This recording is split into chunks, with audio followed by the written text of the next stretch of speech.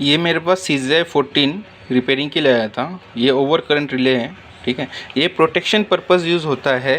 जो आपका main MCB line है, ओके, जो आपका मेन लाइन आता है आपके घर पे, मतलब मेन ट्रांसफार्मर लाइन होता है जहाँ पे आपका पावर सोर्स का हब है, ठीक है, वहाँ पे यूज़ होता है। जहाँ पे बड़े बड़े ट्रांसफार्मर लगे रहते हैं कंटिन्यूस में, जहाँ से मेन लाइन आता है फिर आप बाकी डिस्ट्रीब्यूशन होता है, ठीक है। तो वहाँ पे यूज़ होता है प्रोटेक्शन के लिए, ठीक है। तो ये ओवर करंट प्रोटेक्शन रिले है, ठीक है। ये सक्सेसफुली रिपेयर हो चुका है मेरे पास। तो अब इसमें प्रॉब्लम क्या था वो मैं समझाता हूँ आपको। इसके अंदर ऐसा एक कार्ड आता है, ठीक है। ये डॉटर PCB है और ये एक पावर PCB है, ठीक है। तो ये पावर PCB में फॉल्ट ऐसा था कि मैंने फ़र्स्ट ऑफ ऑल यहाँ पे चेक किया, तो यहाँ पे आपका दिखेगा आपको, यहाँ पे एक ग्राउंड लाइन है, ठीक है। ये आपका पॉजिटिव नेगेटिव दोनों में से कोई एक हो सकता है, ठीक है। तो बट इसके आगे ब्रिज लगा हुआ है सर्किट में, ठीक है। यहाँ पे चेक करोगे तो यहाँ पे एक ब्रिज लगा रहता है, यहाँ पे BR दिखेगा आपको, BR1 जो है वहाँ पे ब्रिज रहता है। तो कुछ प्रॉब्लम नहीं है वहाँ पे, डायरेक्टली आप प्लस माइनस उल्टा भी करोगे तो भी कोई प्रॉब्लम नहीं है। तो इसमें प्रॉब्लम ऐसा था, मैंने चेक किया तो मुझे यहाँ पे सप्लाई नहीं आ रहा, तो उसका उधर का ट्रैक गया था, ठीक है। मेन इनपुट से, मतलब ये जो यहाँ पे कनेक्शन दिख रहा है आपको, यहाँ से ट्रैक जल गया था, ठीक है। तो ट्रैक मैंने क्लियर किया। उसके बाद नेक्स्ट स्टेप में मैं गया तो जाते जाते मुझे ये राउट मिला कि ये ब्रिज गया है, शॉर्ट है, ठीक है। ये ब्रिज रिप्लेस किया। ब्रिज रिप्लेस करने के बाद मैंने फिर चेक किया, तो फिर जाके आगे प्रोसेस करते करते मुझे कोई और फॉल्ट नहीं मिला। ये आपका मॉसफेट है, मॉसफेट ओके था। तो मैंने प्रॉपर चेक किया, मुझे कोई फॉल्ट नहीं मिल रहा। जब मैंने पावर ऑन किया, पावर दिया, तो ये ऑन नहीं हुआ। अब ये ऑन नहीं हुआ तो मैं थोड़ा सा क्या बोलते हैं कन्फ्यूज़ था, क्योंकि मैंने सब पार्ट चेक कर लिए, each and everything, line clear है। यहाँ पे 24 वोल्ट आ रहा है, एक्चुअली 36 वोल्ट इनपुट है, तो 36 वोल्ट यहाँ पे इनपुट आ रहा है।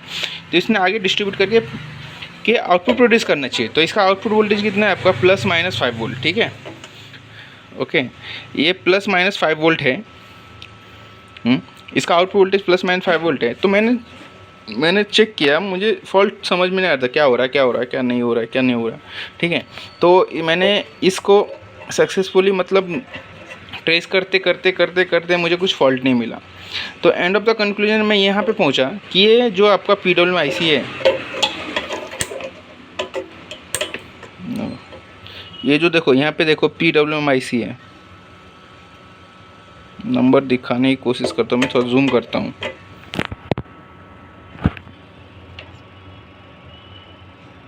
देखो 3748, ठीक है, 3748। ये जो PWM IC है, ये कमांड दे रहा है क्या स्विचिंग के लिए? सबसे पहली बात कि इस PWM IC पे वोल्टेज आ रहा है क्या, इनपुट वोल्टेज जो इसको रन करने के लिए चाहिए VCC और ग्राउंड को, वो आ रहा है क्या? तो वो चेक किया तो वो एकदम क्लियर था, ठीक है। VCC ग्राउंड भी एकदम क्लियर था।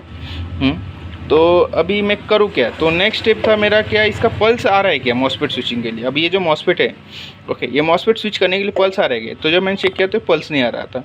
इसका मतलब क्या है कि ये जो आपका कंपोनेंट है ये नॉकडाउन मोड में गया, नॉकआउट मोड में गया, या फिर आपको बोल सकते हो कि डिसेबल हो चुका है, या ये ऑन नहीं हो रहा है, ठीक है, ये बोल सकते हो। बट जब मैंने पूरा क्लियर सारे कंपोनेंट चेक किए तो सारे कंपोनेंट ओके थे, सारे इनपुट वोल्टेज क्लियर थे। जो नॉकआउट मोड के लिए जो कंडीशन बनते वो कंडीशन सेटिस्फाइड नहीं हो रहा था। ओके, ऑन मोड के लिए जो कंडीशन बनना चाहिए था वो सारे कंडीशन सेटिस्फाइड हो रहे थे, मतलब वो ये ऑन होना ही चाहिए था, बट हो नहीं रहा था। इस कंडीशन में मुझे डाउट आया कि ये गया। तो मैंने क्या किया, तो इसके अंदर जो ऐसा कार्ड है, ठीक है, तो मैंने ये IC मंगा के, ओके, ये जो IC है, ये IC ऑल ओवर इंडिया कहीं मिल नहीं रहा था मुझे, तो इंपोर्ट किया मैंने, ठीक है। ये इंपोर्ट करने के बाद, ये IC आने के बाद मैंने ये IC इसमें इंस्टॉल किया, ये सक्सेसफुली ऑन हो गया, ठीक है। सिर्फ ये प्रॉब्लम क्या था, इसमें ब्रिज गया था और ये IC गया था, बाकी कुछ ही प्रॉब्लम था, और वो ट्रैक जला था, बस ट्रैक जला था, बस उतना ही प्रॉब्लम था, ठीक है। तो इसमें मैंने 3 काम किए, ट्रैक क्लियर किया, ये PWM IC चेंज किया और ये ब्रिज चेंज किया। और उसके बाद मैंने इसे सक्सेसफुल मैंने ऑन करके देखा, ये सक्सेसफुली ऑन हो गया, ठीक है। तो अभी मैंने एक शॉर्ट बनाया था, वो बाय मिस्टेक क्या बोलते हैं वीडियो के तौर पे आ गया, वो अपलोड हो गया, तो शॉर्ट का फॉर्मेट में भी अपलोड कर दिया है, ठीक है। तो मैंने देखो यहाँ पे जो है आपका प्लस और माइनस है, तो प्लस माइनस उल्टा भी हो गया तो कुछ प्रॉब्लम नहीं है, ठीक है, क्योंकि इस रिले के अंदर पावर सप्लाई पूरा सेपरेट है, ठीक है। तो क्योंकि मेन जो आपका 36 वोल्ट है वो डायरेक्टली किसी भी बोर्ड को कनेक्ट नहीं होता, मतलब आप बोलेंगे सिर्फ डायरेक्ट पावर सोर्स का इनपुट है वो 36 वोल्ट, बाकी कहीं भी वो कनेक्ट इंटरनली कनेक्ट नहीं होता। तो इसको कहीं भी उल्टा भी लगाओ दो तो कुछ प्रॉब्लम नहीं है, बट हम सीधा लगाएंगे। अब मैं इसे ऑन करता हूँ, पावर दिया,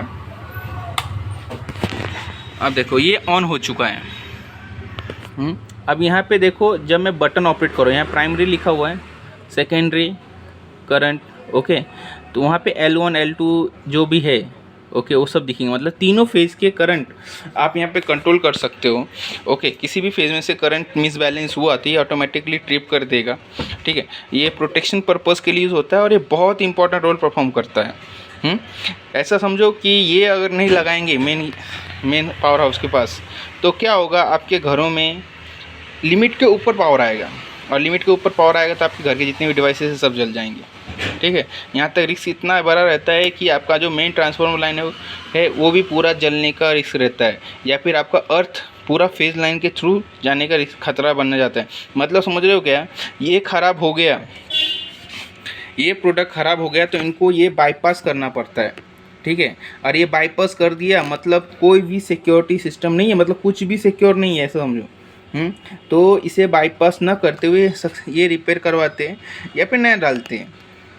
तो बट गवर्नमेंट के कुछ रूल्स होते हैं, तो उस रूल्स के अंतर्गत उनको नया परचेज़ करने में टाइम ड्यूरेशन बहुत ज़्यादा लग जाता है, तो उतना टाइम उनके पास रहता नहीं है। तो क्या करें उस कंडीशन में, क्या करें, तो उस कंडीशन में क्या करते हैं ये लोग, रिपेयर करके फिर नए का ऑर्डर डाल देते हैं। ठीक है, नए का ऑर्डर डाल देते हैं, नया पास होगा तब तक देखेंगे, तब तक वो लोग रिपेयरिंग किए हुए डिवाइसेस अटैच करके काम अपना चालू रखते हैं और आपको एक सिक्योर लाइफ देने की कोशिश करते हैं। मतलब आपके जितनी भी मेन लाइन आपके पास आ रहा है वो उससे सिक्योर रखने का काम करते हैं। ठीक है, ये इसका टाइपिकली वायरिंग डायग्राम है। तो यहाँ पे देख सकते हो कैसे यहाँ पे स्टेप डाउन ट्रांसफार्मर के थ्रू ओके रिले को कैसे कंट्रोल करते हैं यहाँ पे। ठीक है, रिले का कनेक्शन कैसे होता है वो देखो, यहाँ पे पावर सोर्स का भी कनेक्शन दिया उन्होंने। ठीक है, ये रिले का कनेक्शन है। RYB तीनों फेज़ के साथ और न्यूट्रल के साथ ये फुल्ली प्रोटेक्टेड डिवाइस है समझो। तो ये सक्सेसफुली हमारे पास रिपेयर हो चुका है। ऐसा डिवाइस आपको रिपेयर करवाना हो तो करवा सकते हो, कोई प्रॉब्लम नहीं है। मेरा कॉस्ट 500 से स्टार्ट हो जाता है, मिनिमम 500, मैक्सिमम फॉल्ट के ऊपर डिपेंड करता है क्या फॉल्ट है और कैसा है। अब इस केस में मैंने PWIC डाला तो मैंने इस केस में 2500 रुपये चार्ज किए हुए। ठीक है, इम्पोर्ट तो क्योंकि ये IC इंपोर्ट किया हुआ है, ठीक है, तो मुझे कॉस्ट ज़्यादा पड़ा, इसलिए मैंने चार्जेस ज़्यादा मारे। ठीक है, तो डिपेंड करता है कॉस्ट क्या है और कैसे क्या होता है। ठीक है, स्पेयर क्या रेट आता है उसके हिसाब से मैं चार्जेस मारता हूँ। ठीक है, आपको रिपेयर करवाना हो तो कांटेक्ट कर सकते हो 9762289704। मिलते हैं नेक्स्ट वीडियो में। चैनल पर नए होंगे तो सब्सक्राइब करो। ओके, इन्फॉर्मेशन अच्छा लगा हो तो लाइक करो। मिलते हैं नेक्स्ट वीडियो में, तब तक के लिए थैंक यू।